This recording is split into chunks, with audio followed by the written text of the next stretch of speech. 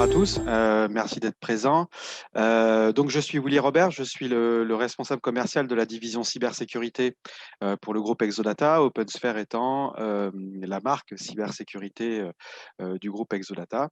Et je vais développer l'aspect donc cybersécurité aujourd'hui sur ce webinaire. Merci. À mon tour de me présenter, donc Sandrine Rieussec de la société Optimax Data, je suis la dirigeante. On a à l'heure actuelle plusieurs agences en France. L'idée de ce webinaire, encore une fois, c'est de vous donner les points clés sur le RGPD et l'importance de la cybersécurité. Je pense que l'actualité qu'on a en ce moment ne peut que renforcer l'intérêt d'animer ce webinaire en collaboration avec OpenSphere.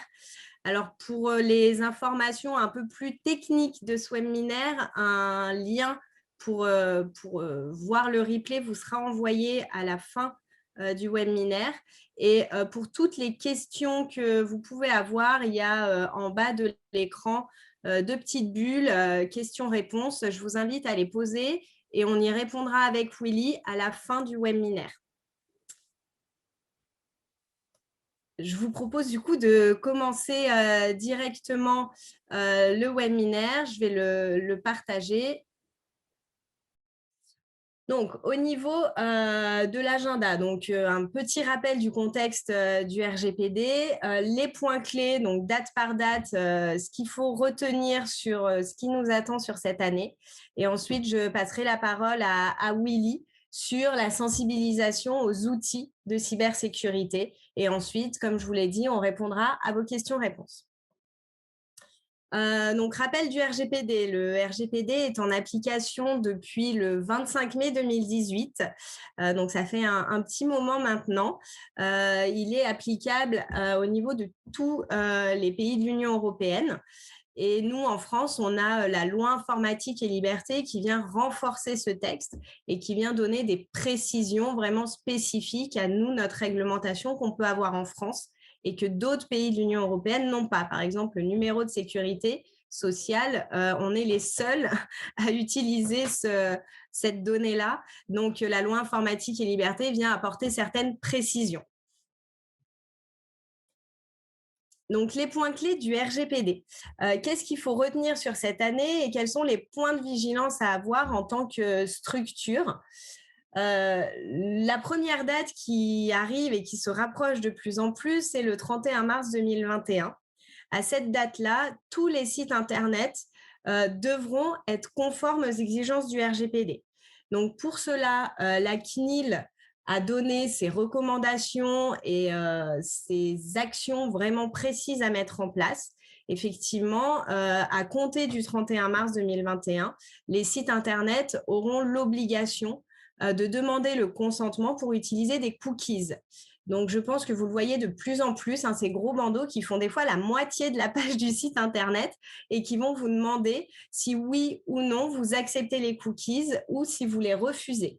Donc, l'idée, encore une fois, c'est d'informer l'internaute qui puisse, de son fait, choisir ou refuser tous les cookies en un seul clic.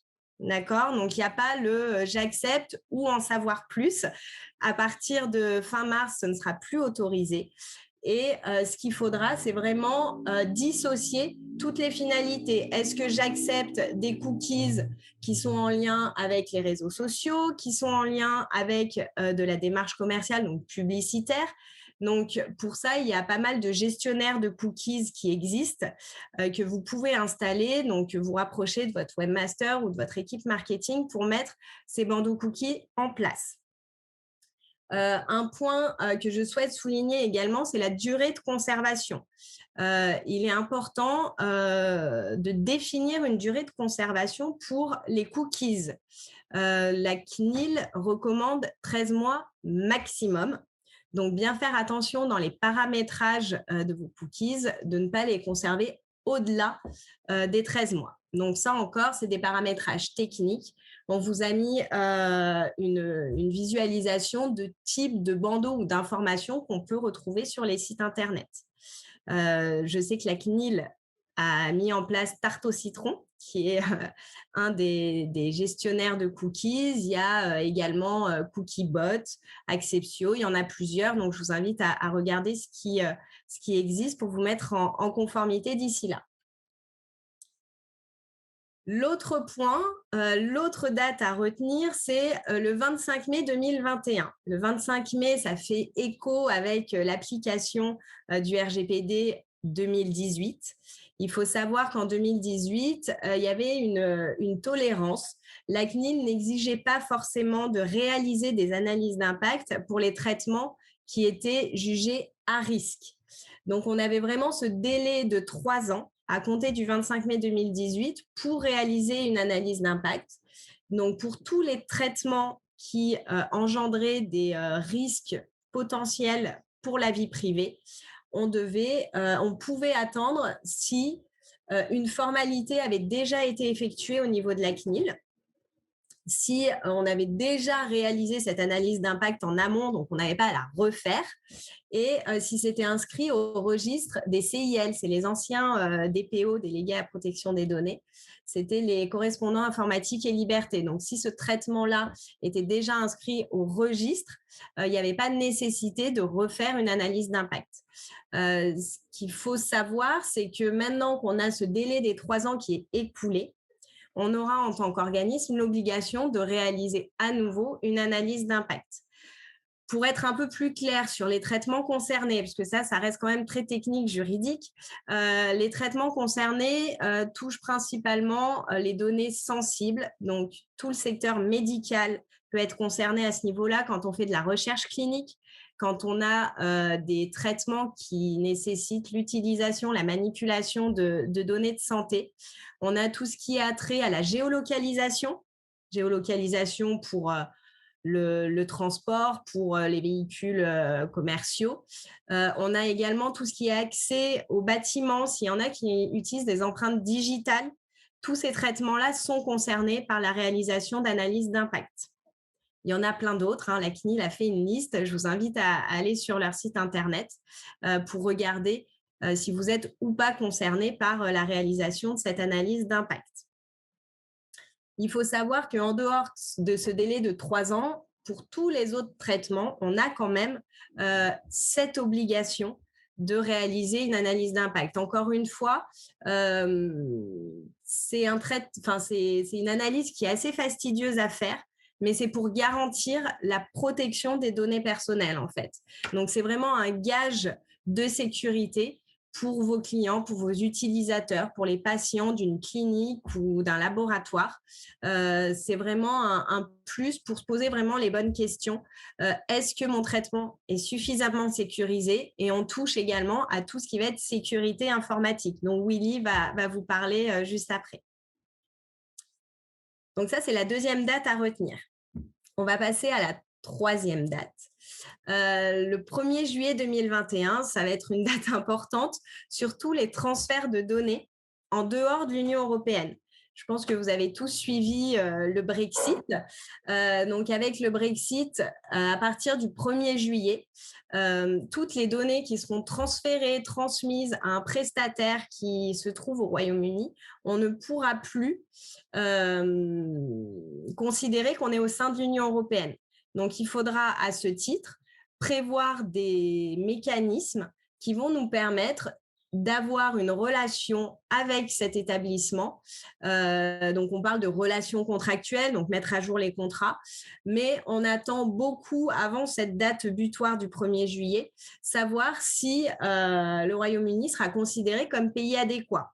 Et dans ce cas-là, on n'aura pas l'obligation de mettre en place des clauses contractuelles qui sont des documents juridiques, qui viennent encadrer la sécurité des données.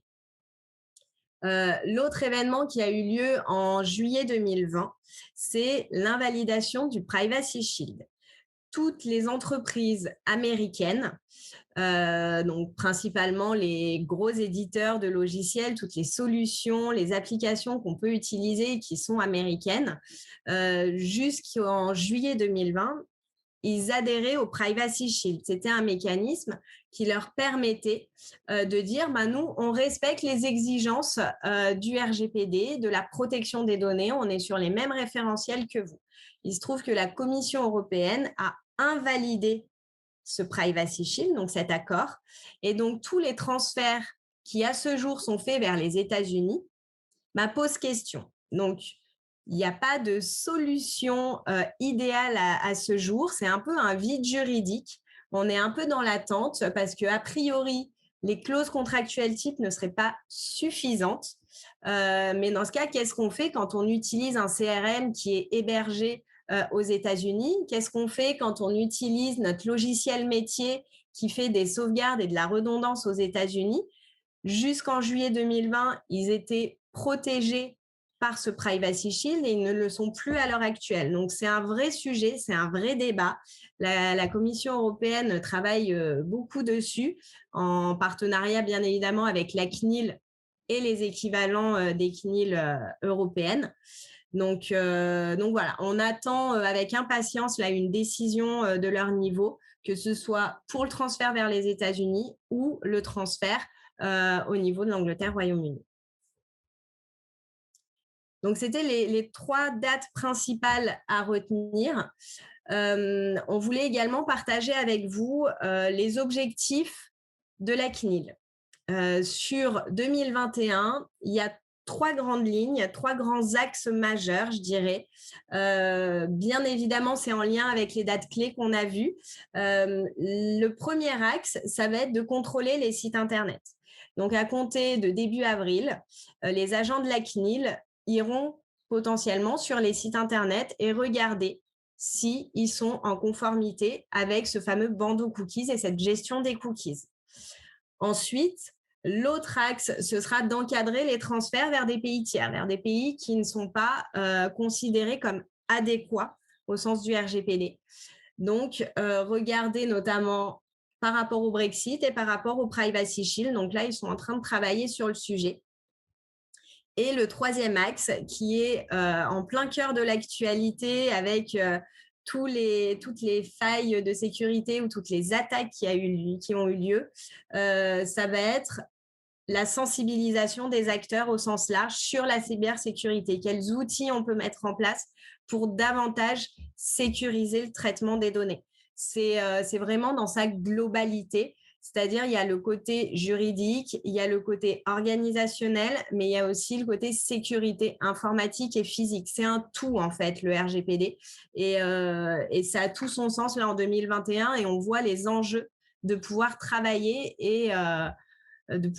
ensemble et de coopérer ensemble sur ces sur ces 3 dimensions-là. Avant de passer la main à Willy, je voulais juste vous rappeler quand même que la CNIL, on la voit souvent comme une autorité de contrôle. Ils ont évoqué là en janvier 2021 une vraie volonté de leur part de renforcer les dispositifs d'accompagnement pour les entreprises qui ont des questions.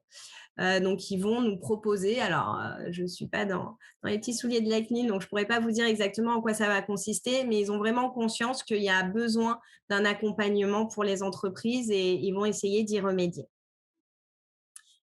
Je vais passer du coup la main à Willy, qui va vous parler des outils et de l'importance de sensibiliser les acteurs sur la cybersécurité.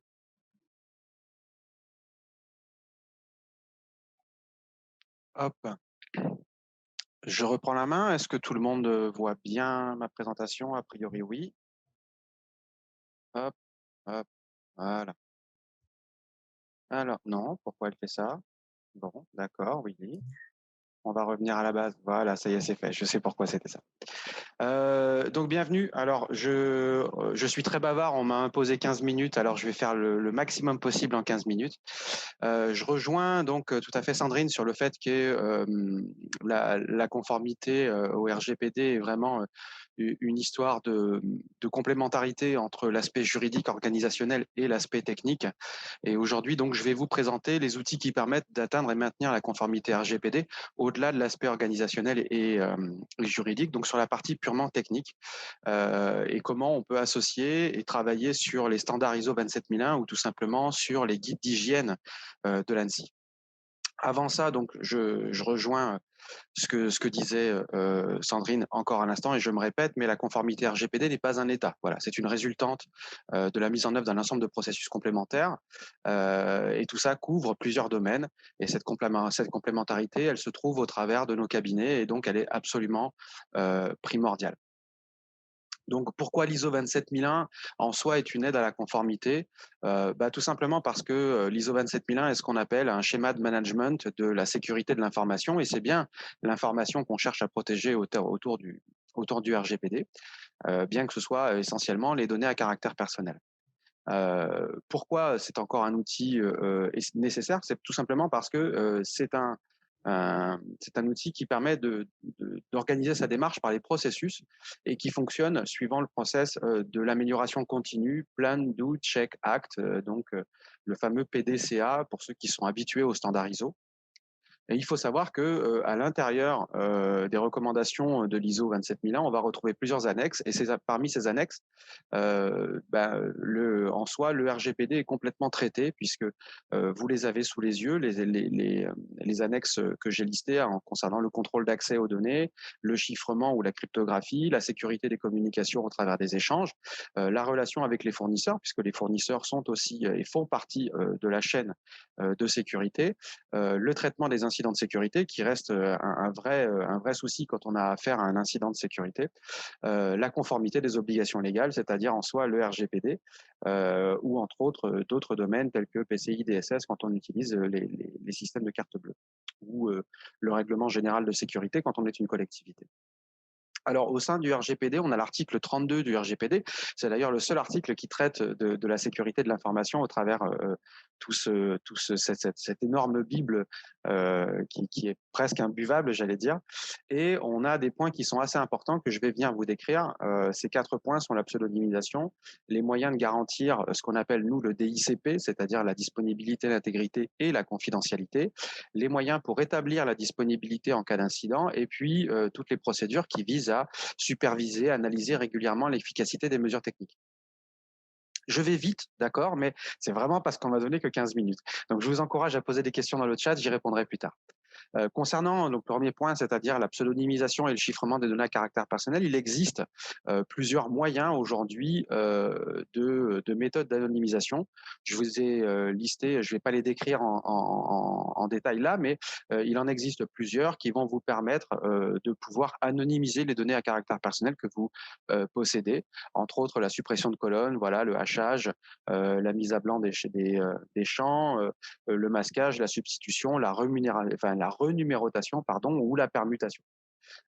Et bien entendu, le chiffrement. Quand on est un éditeur de logiciels, le chiffrement est nécessaire si on veut se mettre en conformité et fournir un outil qui soit adéquat à ses clients.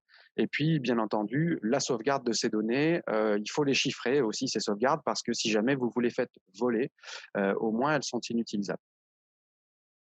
Le deuxième point concerne effectivement les moyens de garantir le DICP, donc la garantie de la disponibilité, intégrité, confidentialité et preuve, puisque le P concerne la preuve aujourd'hui, qui est le quatrième pilier de la sécurité globale. Euh, les moyens aujourd'hui, vous avez la possibilité d'utiliser le guide d'hygiène de l'ANSSI, qui est un document téléchargeable gratuitement et qui franchement vaut le détour parce qu'il est plutôt simple, très vulgarisé, et qui va vous aider à mettre en œuvre en fait la sécurité chez vous.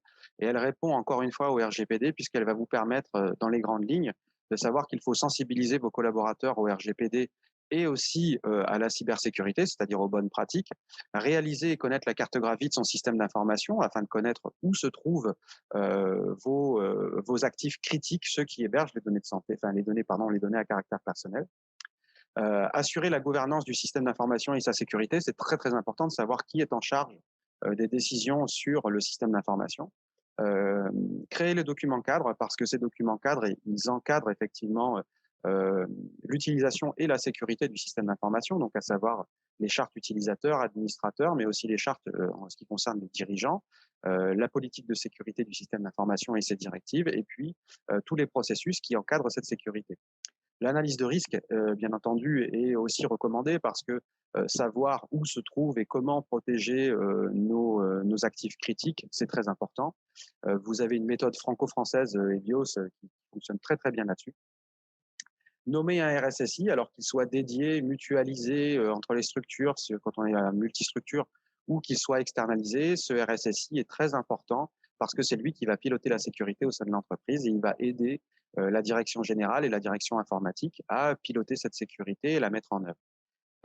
Et puis, bien entendu, la sécurité, même si beaucoup de choses peuvent être gratuites, il y en a certaines qui malheureusement coûtent un petit peu d'argent, c'est-à-dire mettre en place du chiffrement, mettre en place des firewalls, des antivirus. Quand on a des gens qui sont nomades, mettre en place du mobile device management ou tout simplement mettre en place des outils qui permettent de surveiller les événements ou confier sa sécurité à ce qu'on appelle un Security Operations Center, un SOC. Donc, le guide d'hygiène, vous le voyez, rapidement, je vous ai montré que le sommaire. Il est disposé et découpé pardon, en 42 mesures. Et ces 42 mesures sont précisées au travers du sommaire que vous voyez, sensibiliser et former, connaître le système d'information, authentifier et contrôler les accès, sécuriser les postes, les réseaux, l'administration, gérer les nomades surtout, et puis maintenir le système d'information à jour, superviser et auditer. Voilà les grandes lignes qui vont vous permettre d'organiser la sécurité au sein de votre entreprise ou votre collectivité. Ensuite, on a ce qu'on appelle la reprise en post-incident parce que malheureusement, il faut savoir se préparer au pire. Aujourd'hui, à l'heure où je vous parle, la recrudescence des attaques fait que il ne faut pas se demander si un jour on va être attaqué, mais quand est-ce qu'on va être attaqué. Il faut bien être conscient qu'en cas d'attaque, il faut pouvoir repartir parce que euh, se donner les moyens de rétablir la disponibilité des données, c'est important. On sait que pour le RGPD, si jamais on doit restituer des données à quelqu'un, il faut pouvoir le faire. Seulement, si on n'est pas en mesure de le faire, ça pose problème, vu qu'on a 30 jours pour s'exécuter. Il faut pouvoir mettre en place ce qu'on appelle un plan de reprise d'activité ou un plan de reprise informatique. Pour ça, il y a des méthodes. Vous pouvez vous appuyer sur certains professionnels pour le faire. Non seulement donc déjà mesurer. Alors, on connaît les analyses d'impact du RGPD, mais au sens du business d'une entreprise, vous avez ce qu'on appelle les business impact analysis ou assessment, qui représentent la même chose, le RTO et le RPO, qui représentent deux points importants, c'est de savoir quelle est la durée acceptable avant la reprise d'activité et quelle est la durée acceptable de données perdues. Quand on a perdu des données, il faut savoir combien de données on est capable d'accepter en termes de perte. Il ne faut pas oublier que ces plans de reprise, que ce soit d'activité ou d'informatique, il faut les tester régulièrement. C'est-à-dire qu'il ne faut pas les tester quand on est victime d'un incident. Il faut savoir mettre en place régulièrement ce qu'on appelle des scénarios TTX, des tabletop exercises, qui permettent de tester que tout le monde connaît bien les process pour la reprise d'activité. Et puis, régulièrement, au moins une fois par an, faire une revue de ces processus de reprise d'activité pour essayer toujours pareil d'amener une amélioration quand elle est possible parce que le système d'information bouge régulièrement. Chaque année, on installe des nouveaux systèmes, des nouveaux logiciels, le système grandit. Donc, il faut pouvoir améliorer les processus et inclure toutes les nouveautés dans ce plan de reprise. En ce qui concerne la supervision de la sécurité, et donc toujours pareil, l'amélioration continue de notre sécurité, il faut pouvoir mettre en place des procédures qui visent à tester, analyser et évaluer régulièrement en fait les mesures techniques qu'on a mis en place. Parmi celles-ci, donc on a le fait de s'appuyer sur des prestataires pour pouvoir faire des audits et des diagnostics de sécurité, des tests d'intrusion entre autres. Hein. Mais il ne faut pas oublier que les sous-traitants, quand on a des sous-traitants de façon contractuelle, j'allais dire, on peut aussi quelque part un petit peu leur mettre le bras dans le dos et leur dire que comme ils font partie de la chaîne de sécurité, eux aussi doivent être en conformité et eux aussi, comme on échange des données avec eux, doivent régulièrement réaliser des audits ou des diagnostics de sécurité. Quand on possède des sites de e-commerce, des sites web, un extranet qui est publié sur le web, des infras publiés ou tout simplement des applications, qu'elles soient mobiles, par exemple, il faut aussi réaliser des tests d'intrusion parce que les hackers aiment bien aller chercher sur ce type d'infrastructure et d'application pour pouvoir aller récupérer de la donnée. Donc faire un test d'intrusion, ce n'est pas une économie, c'est tout simplement s'assurer qu'on a bien mis les bretelles au-delà de la ceinture. On peut aussi réaliser des scans de vulnérabilité récurrents parce que quand on a un site de e-commerce ou un site web très visités et très exposés. Réaliser des scans de vulnérabilité, c'est pas un luxe, je vous assure. Ça permet de connaître régulièrement les vulnérabilités auxquelles on est potentiellement exposé. Et puis, bah, quand on n'a pas forcément les moyens ni d'équipe de sécurité pour pouvoir superviser tout ça, on peut confier intégralement la sécurité de ses infrastructures, de son site web, de ses applications, à ce qu'on appelle un SOC, un Security Operations Center. Et puis, un des derniers points, c'est ce qu'on appelle la notification et la gestion d'incidents, parce que ben, on sait qu'on a 72 heures pour notifier la CNIL en cas d'incident de sécurité qui intègre, j'allais dire, de la perte de données. Récemment, on a pu voir que des laboratoires ont été piratés et les données actuelles de santé de 500 000 Français sont dans la nature, publiées sur le web d'ailleurs. La CNIL est d'ailleurs en train d'inquiéter sur ce point-là. Il faut savoir qu'il n'y a pas plus de 2 jours, la banque LCL elle-même a été victime d'un incident de sécurité puisque des clients ont dit qu'ils pouvaient accéder aux données d'autres clients au travers de l'application LCL en voulant consulter leur compte. Donc, on voit bien que ces gens-là ont joué le jeu. Il faut jouer le jeu et déclarer les pertes de données parce que ces données appartiennent essentiellement à des gens comme vous et moi. Et on n'a pas très envie que nos mots de passe, nos numéros de sécurité sociale, notre adresse, notre email se retrouvent publiés comme ça sur Internet. Donc pour ça, il y a la notification, comme je viens de le dire, auprès de l'autorité de contrôle. Et puis dans tout ça, il y a surtout la réponse à incident, parce que l'incident, quand il est en cours, il faut pouvoir le contraindre, essayer de le minimiser et de contrer l'attaque quand elle est encore en cours. Donc pour ça, il faut monter une cellule de crise, ce qu'on appelle une cellule de réponse à incident, ou alors s'appuyer encore une fois sur les services de prestataires qui vont vous fournir ce qu'on appelle des services de CSIRT ou de SOC. Et ces gens-là vont pouvoir prendre en charge directement les incidents en sécurité pour vous et les résoudre. La gestion de la communication, encore une fois, est très importante puisqu'il faut gérer la communication en interne et en externe, savoir expliquer à ses collaborateurs qu'on est victime d'un incident, mais aussi informer les les fournisseurs, les clients et les partenaires qu'on est victime d'un incident et que peut-être, potentiellement, le service peut être dégradé pendant quelques temps. Et puis malheureusement, en post-mortem, c'est-à-dire quand l'attaque a eu lieu et qu'il n'y a plus rien à faire, il faut parfois avoir recours à ce qu'on appelle une analyse forensique pour pouvoir récolter les preuves d'intrusion. Ça, c'est plutôt pour aller dans la démarche de la déclaration de perte de données ou tout simplement quand vous êtes bénéficiaire d'une assurance cyber, pouvoir amener les preuves à votre assurance que il y a bien eu une intrusion et un maintien frauduleux dans votre système d'information. Je vais finir par ce dernier point qui me tient très à cœur et vous allez comprendre pourquoi. Ce dernier point, c'est ce que j'appelle la confiance numérique, qui est un concept qui naît, j'allais dire, depuis à peu près 3 ans, c'est-à-dire un petit peu avant la mise en œuvre du RGPD. La confiance numérique, comme vous pouvez le lire, et cette définition, c'est la mienne. Euh, on peut en débattre, mais la confiance numérique de tout individu ou entreprise, et je précise bien individu ou entreprise, est inversement proportionnelle au risque qu'il ou elle ressent en tant que client ou utilisateur, et j'insiste bien sur client ou utilisateur, par rapport à sa sécurité financière, son image personnelle, sa vie privée, ou tout simplement ses données à caractère personnel. On peut comprendre effectivement que là, il y a un enjeu réel, et dans la sécurité, très souvent, on me dit, mais Willy, la sécurité, ça coûte de l'argent, mais ça ne rapporte rien. C'est faux, puisqu'en fait, le retour sur investissement, il se trouve dans l'avantage concurrentiel. Si vous êtes capable de prouver à vos clients et utilisateurs, à partenaires et tous ceux qui vous entourent que les données qu'ils vous confient sont en sécurité, pas vos concurrents, et ben là, vous prenez à l'avantage concurrentiel et c'est là que se trouve votre retour sur investissement. Voilà, j'en ai terminé et je crois que j'ai tenu le délai. Il me reste encore 30 secondes. J'ai été très, très vite. J'espère que voilà, ça n'aura pas été un bourrage de crâne, mais si vous avez pu poser des questions, écoutez, je me ferai un plaisir d'y répondre.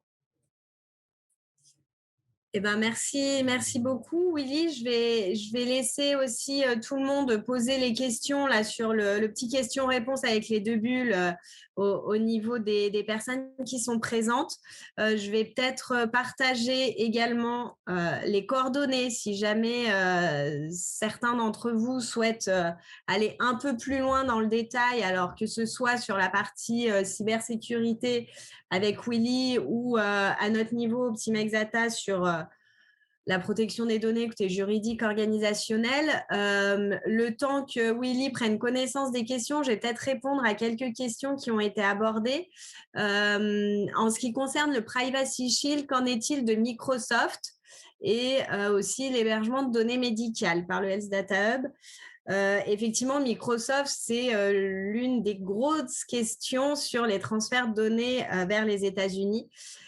Il faut savoir que sur la suite Office 365, je dis bien normalement, quand on est au sein de l'Union européenne, l'hébergement est bien au sein de l'Union européenne. Il y a des procédures qui existent au niveau de Microsoft pour identifier où sont stockées nos données. Donc, je vous invite, soit via votre prestataire informatique ou votre service informatique en interne, de regarder la procédure, mais Microsoft peut vous renseigner sur le pays où sont stockées vos données. Et sur le Health Data Hub, effectivement, il y a la grosse interrogation. La CNIL a mis un peu son veto sur l'utilisation du Health Data Hub. C'est en cours de négociation, mais c'est vrai que les données médicales, quand on est en France, c'est plutôt encourageant qu'elles restent en France ou dans l'Union européenne. Donc voilà pour les derniers renseignements qu'on a vis-à-vis de Je vais venir en complément. Il faut savoir que l'assurance maladie, d'ailleurs, il y a quelques jours, hein, a affirmé un grand non sur le fait de vouloir confier les données de santé des Français à Microsoft. Mmh, c'est vrai. On est un peu tous dans ce cas-là.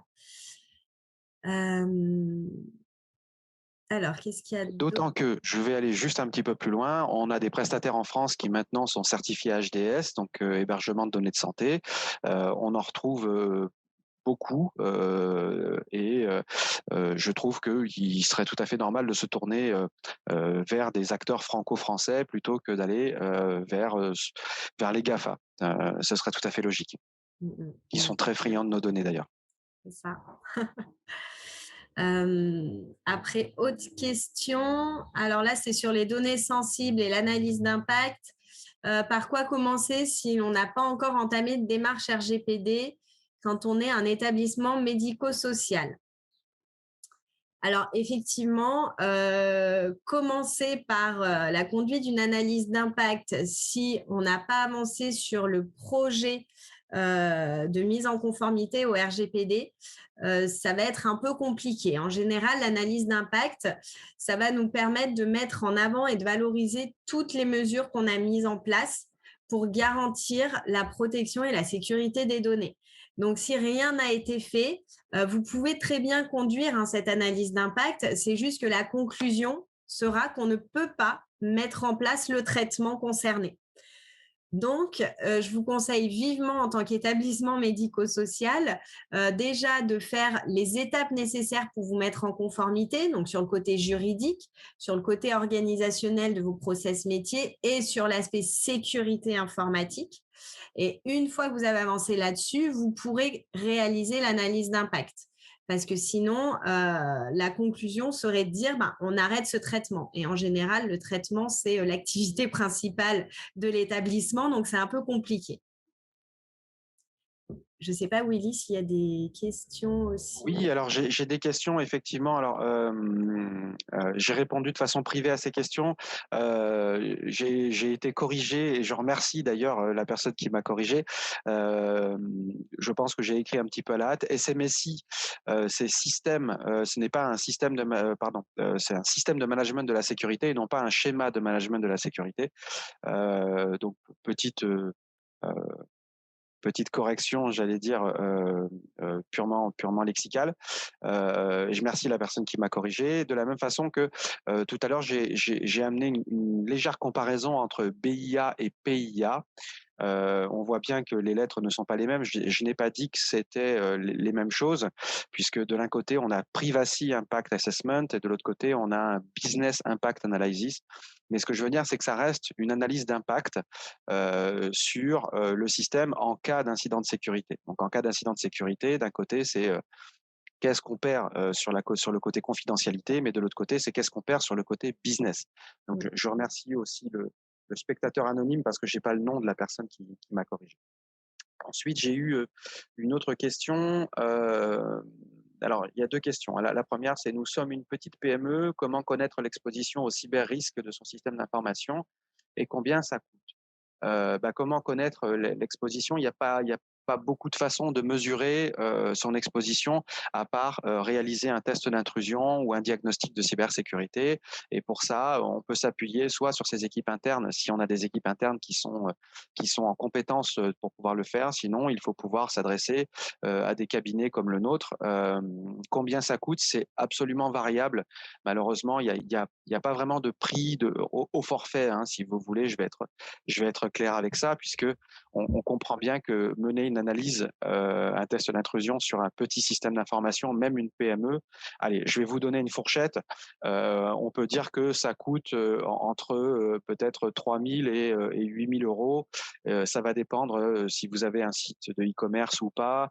Ça va dépendre du nombre d'adresses IP publiques que vous possédez, mais il ne faut pas oublier que vous avez aussi le système d'information interne, parce que vous pouvez être victime de malveillance interne ou de comptes utilisateurs qui peuvent être usurpés. Donc, il faut faire l'intérieur et l'extérieur, et voilà, ça peut coûter entre 3 à 4 000 jusqu'à 8 000 euros, parce que ce qu'on appelle une PME ici à La Réunion, c'est peut-être pas forcément une PME à la taille de la métropole. Donc, il n'y a pas vraiment de coût idéal. La deuxième question à laquelle je vais répondre, et ça va être bref, c'est savez-vous si le Cloud Act va être abrogé par Biden? Honnêtement, je ne suis pas du tout dans les petits papiers de Biden. Je ne sais pas du tout si il va céder clairement face au système judiciaire américain, puisque le Cloud Act, faut bien comprendre qu'il est déclenché généralement à la suite d'une enquête, et que tout acteur américain qui possède des données se retrouve dans l'obligation de les communiquer. Sinon, et bien entendu, la foudre s'abat sur lui. Je vous avoue que je n'ai aucune idée là-dessus. On voit que Biden fait marche arrière sur beaucoup de décisions de son prédécesseur, mais il me semble que le Cloud Act était déjà dans Mmh. les cartons de notre ami Obama, donc je ne le vois pas vraiment aller à l'encontre de ça. Et bien entendu, oui, comme c'est précisé, c'est un trou dans la raquette du RGPD. À nous, Européens, de faire en sorte de confier nos données plutôt à des opérateurs européens, des hébergeurs de données européens et des éditeurs européens, plutôt que d'aller systématiquement vers les GAFA, même si je sais que c'est pas forcément très, très simple. Oui, et puis même pour compléter la réponse de Willy, alors c'est vrai que ça fait débat, hein, le Cloud Act, c'est complètement à l'opposé de la philosophie du RGPD.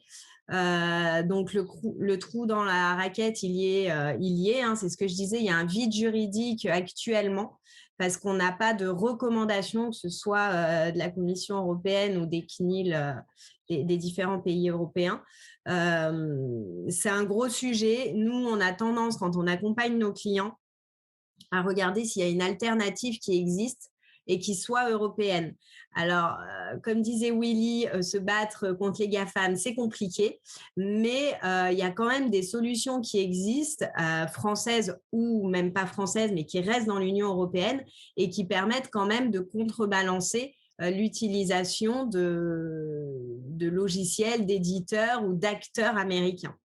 Mais c'est vrai que oui, c'est un vide juridique, on le sait. On est, on est d'ailleurs bien embêté à ce sujet-là. Effectivement, très embêté. Les lois extraterritoriales des États-Unis sont clairement là pour nous embêter. Ça s'apparente très clairement à de l'espionnage industriel non divulgué, enfin, je veux dire, à peine masqué, hein. Mm. Mais c'est à nos législateurs européens ou même français d'y remédier. Ouais. J'ai une nouvelle question. Nous n'avons pas de RSSI dans l'établissement. Doit-on nommer une personne? Alors, euh, oui et non. Tout à l'heure, je disais qu'un RSSI est indispensable, et je ne démords pas de ça. Un RSSI est absolument indispensable dans une entreprise. Malheureusement, effectivement, c'est le golden job actuel. Ça coûte actuellement, enfin, je veux dire, ça coûte très très cher d'embaucher un RSSI. Nommer une personne qui n'est pas formée à la sécurité, qui ne n'a pas le rôle de RSSI parce qu'il faut comprendre qu'un RSSI n'est pas fait pour être au sein de la direction informatique. Un RSSI est fait pour conseiller la direction générale de l'entreprise. Euh, Ce qu'il est possible de faire, c'est de former une personne au sein de la DSI pour en faire un correspondant cybersécurité au sein de l'entreprise qui, lui, va pouvoir éventuellement dialoguer avec des cabinets comme le nôtre et discuter du même langage. Mais un RSSI, c'est une fonction propre, au même titre que responsable marketing, que responsable commercial. C'est vraiment un responsable propre. Donc, l'alternative que vous avez, c'est tout simplement, si vous êtes dans une société avec une holding et plusieurs filiales, bah, c'est d'empocher un RSSI et de le mutualiser. Sinon, bah, c'est de faire encore une fois, et là, comprenez bien que je ne prêche pas pour ma paroisse, ce n'est pas un discours commercial, c'est que ce RSSI, bah, dans ces cas-là, il faut le trouver à l'extérieur et faire appel à un cabinet de cybersécurité comme le nôtre pour pouvoir lui confier la mission de RSSI externe.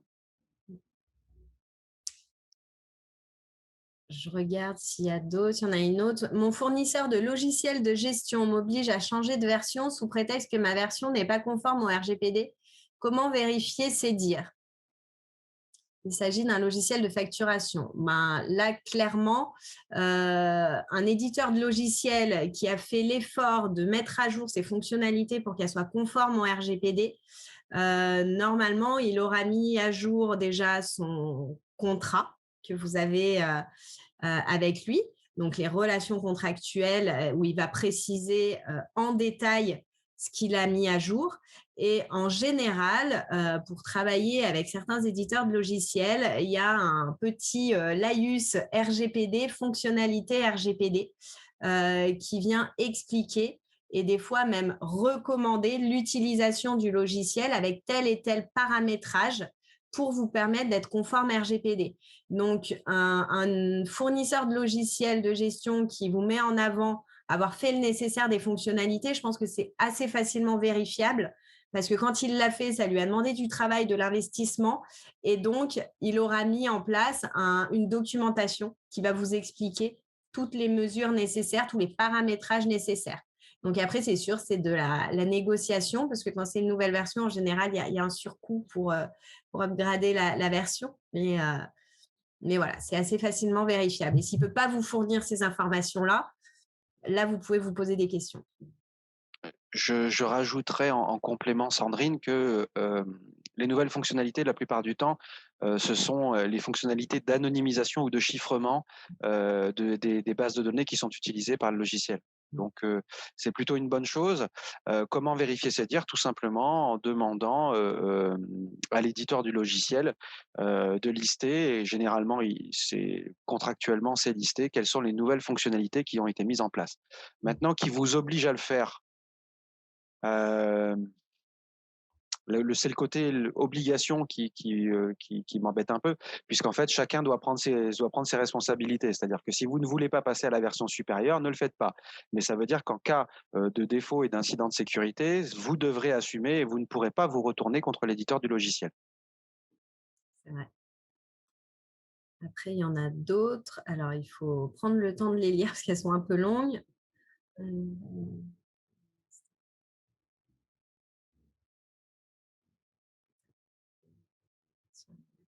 Alors, là, il y a sur la pandémie de la Covid-19, forcément.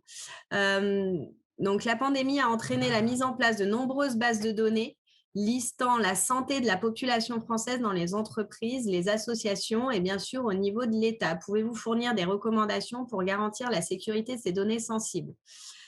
Alors, la CNIL a sorti pas mal de recommandations, pas mal de situations concrètes. Ce qu'il faut retenir au niveau des entreprises, on a l'interdiction en tant qu'employeur de lister et de prendre la température des salariés et de leur dire de rentrer chez eux. On a par contre l'obligation bien évidemment de leur demander s'ils sont malades, s'ils présentent les symptômes, de rentrer chez eux, mais il n'y a pas de liste. En tout cas, la CNIL l'a clairement dit, c'est interdit de tenir une liste, un tel à tant de température, à tel symptôme potentiellement Covid. Donc ça, c'est interdit. Il y a eu la grosse histoire des restaurateurs qui demandent l'adresse mail et le numéro de téléphone pour contacter si jamais il y a un cluster qui s'est avéré dans leur établissement. Ça, la CNIL l'avait toléré, mais c'était uniquement pour les restaurateurs. Donc voilà, après, c'est vraiment au cas par cas. Là, vous donnez des recommandations. Faudrait peut-être aller plus dans le détail de quel secteur d'activité pour pouvoir vous recommander plus en détail. Par contre, la CNIL sort régulièrement des avis à ce sujet-là. Elle a même émis des avis sur l'application Stop Covid qui étaient apparemment pas des plus adéquates par rapport aux exigences du RGPD. Voilà, c'est tout ce que je peux vous dire sans plus de précision à ce niveau-là. Alors, je continue de prendre connaissance des questions parce que Yeah. le plus dur, c'est de poser la première et puis après, ça afflue. Ça, après, ça afflue. J'en prends une courte, comme ça, j'aurai peut-être le temps de lire l'autre après. Doit-on demander la preuve de conformité au RGPD à tous nos prestataires, sachant que c'est un établissement de santé? Alors, ce qu'il faut savoir, c'est qu'au niveau du RGPD, on a la notion de sous-traitant. Un sous-traitant au sens du RGPD n'est pas un sous-traitant au sens économique. Ce n'est pas forcément tous vos prestataires. Ça va être des prestataires qui vont gérer pour votre compte des données personnelles. Je donne un exemple. Vous faites appel à un prestataire informatique qui vient mettre à jour vos bases de données, qui vient manipuler des données personnelles. Là, c'est un sous-traitant au sens du RGPD. Vous faites appel à un cabinet d'expertise comptable. Là, c'est un sous-traitant parce que vous allez lui transmettre des informations comptables de tous vos fournisseurs, des patients. S'il y a les fiches de paye qui sont gérées aussi et externalisées, là, c'est un sous-traitant au sens du RGPD. Donc, le RGPD impose une co-responsabilité quand vous sélectionnez, quand vous travaillez avec un sous-traitant, donc une autre structure qui va traiter des données pour votre compte. Et à ce moment-là, vous avez même l'obligation, c'est pas est-ce qu'on doit demander, c'est oui, on a vraiment l'obligation en tant qu'organisme, établissement, de vérifier que le sous-traitant présente des garanties suffisantes et protège suffisamment ses données personnelles. Donc, ça passe par bien sûr un contrat. Dans le contrat, il doit y avoir une clause de sous-traitance qui explique tout ce que le prestataire a mis en place pour être conforme aux exigences du RGPD. Mais ça passe aussi en fonction du prestataire et de son activité, de regarder ses process. Comment vous échangez avec lui les données, comment vous travaillez avec lui et est-ce qu'il est suffisamment à jour de ces exigences, est-ce qu'il sécurise suffisamment les flux de données. Ensuite, quels sont les engagements d'un DPO? Que risque-t-il si l'entreprise n'est pas conforme au RGPD? Alors celle-là, on l'a souvent, on l'a même très souvent, des personnes qui sont désignées DPO en interne et qui se disent, moi, je ne veux pas être DPO parce que j'aurai la responsabilité, ça va être de ma faute si l'entreprise ne suit pas mes recommandations, etc. Ce qu'il faut savoir, c'est que le seul responsable de la non-conformité au RGPD, c'est ce qu'on appelle dans notre jargon le responsable de traitement, c'est le responsable juridique. Donc, c'est le dirigeant. Le dirigeant est le seul responsable si jamais il y a un contrôle de la CNIL, qui a une sanction, ce sera forcément lui qui sera responsable. Donc, les engagements d'un DPO, ça va être forcément de recommander la direction. Il ne doit pas y avoir de lien de subordination. C'est un peu la notion de conflit d'intérêts. Donc, un DPO, il va être responsable. Est-ce que j'ai donné les bonnes indications, les bonnes recommandations? Donc, on incite souvent, et nous-mêmes, en tant que DPO externe, on le fait, à tracer toutes les recommandations qu'on a pu faire. Et à ce moment-là, la direction dit, bon, non, moi, je n'ai pas envie de mettre ça en place, ça me coûte trop cher ou ce n'est pas intéressant par rapport à mes process, je n'ai pas envie de faire telle et telle action, mais au moins, c'est tracé.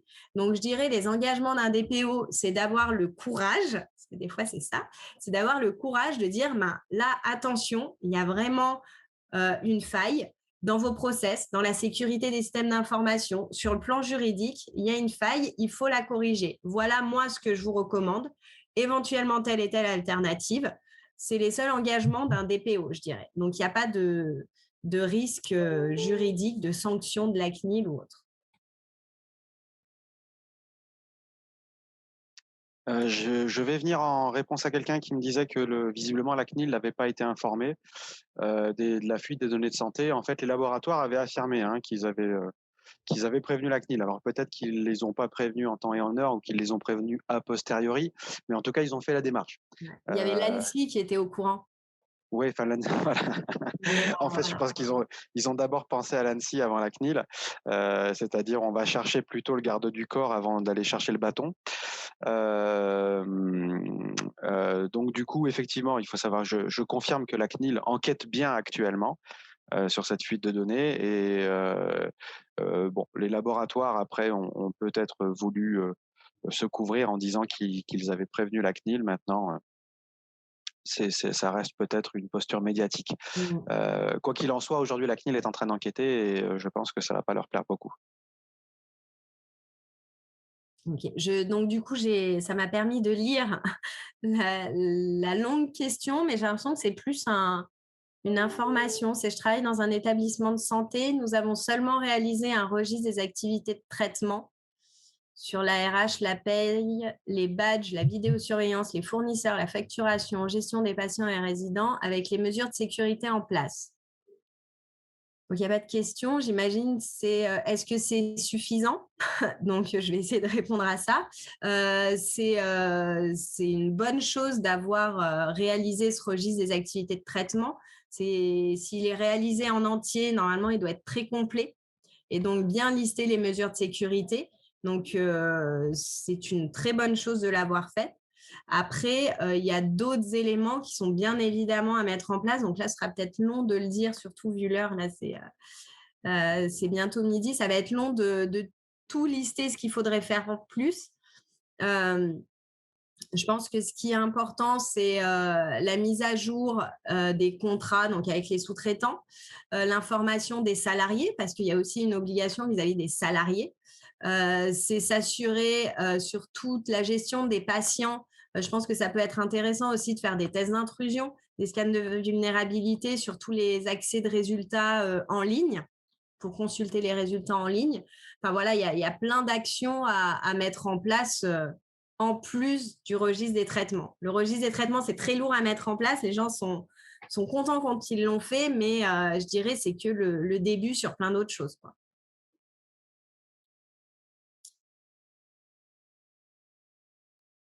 Euh, Il y a Allez, une dernière voilà. question en bas. Nous souhaitons entamer une démarche de conformité au RGPD. Rien n'est fait pour le moment. Un guide pour commencer. Il y a les guides qui sont fournis par la CNIL, hein. Il faut savoir que la CNIL fournit des guides qui sont très très bien faits, très bien documentés, et même les outils qui vont avec. Ouais. Pour faire ces PIA d'ailleurs au passage. L'outil n'était pas très facile au début, voire un peu capricieux, mais les mises à jour successives ont rendu l'outil un peu plus praticable. Et puis sur l'aspect sécurité, les guides de l'ANSSI, comme je le disais, donc il y a un nouveau guide d'ailleurs qui vient de sortir, qui est, je crois qu'il s'appelle le guide de la cybersécurité en 6 points ou en 12 points, ou, enfin quelque chose Mais qui s'adresse TPE, plutôt aux petites structures et pour une petite PME, et qui fonctionne très très bien. Voilà, avec ces deux guides-là, en théorie, on doit pouvoir avancer vers la conformité le plus possible et élever son niveau de sécurité. Alors, juste pour compléter, effectivement, il y a la CNIL et l'ANSSI qui proposent pas mal de guides. Il y a même des guides par secteur d'activité. Donc, en fonction du secteur d'activité dans lequel la personne se trouve, il y a des fois des guides un peu plus spécifiques par secteur d'activité. Et il y a également les MOOC de l'ANSSI et les MOOC de la CNIL, qui sont une très bonne base. Donc, ils sont un peu longs. Il faut prendre le temps de les suivre, mais il y a des bonnes informations et il y a en tout cas les premiers pas et les premiers points de vigilance à prendre en compte. Je pense qu'on a fait le tour de toutes les questions.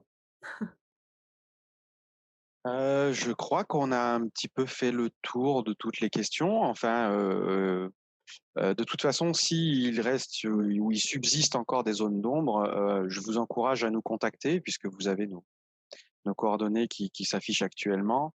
Nos 2 cabinets de conseil sont là pour vous aider en fait, hein, à atteindre cette conformité du moins. Mmh. Heu, voilà. Si vous avez besoin de plus d'informations, en tout cas, surtout n'hésitez pas à nous envoyer un petit mail. On se fera un plaisir de vous répondre et de pouvoir vous aider. Et puis, ben, on vous remercie pour votre participation et puis, le volume de questions montre que le sujet a intéressé quand même pas mal de monde. Donc merci à vous pour l'attention. Et comme je vous disais en introduction, on vous enverra le replay là, de ce webinaire. Donc, très, très bonne fin de journée à tout le monde et puis à bientôt. À bientôt et encore merci pour l'invitation, Sandrine. Merci Willy.